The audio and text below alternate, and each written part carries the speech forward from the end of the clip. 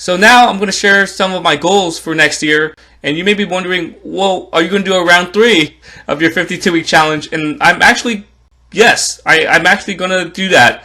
I'm going to change up my content a little. I'm going to become more engaged on LinkedIn, comment more, post more, and not just videos, but also text posts. Try to draw in more engagement with my connections. For my videos, I will continue to share tips. I'm thinking about making my videos shorter into about maybe 30 seconds to a minute.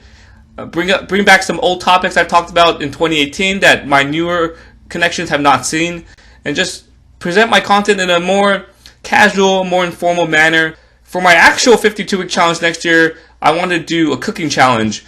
I've been living at home all these years, been very thankful, being very appreciative of my mom making food every single night. It really helped when I was in grad school that I can come home after work, after class, and I didn't have to cook.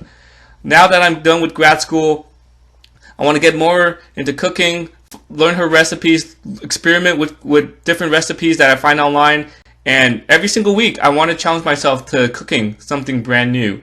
This is my final video of 2019, my final video of round 2 of my 52-week challenge. It's been a crazy year. Like I said, finished my master's, such a huge accomplishment. Created a few videos that has exploded in terms of views and engagement.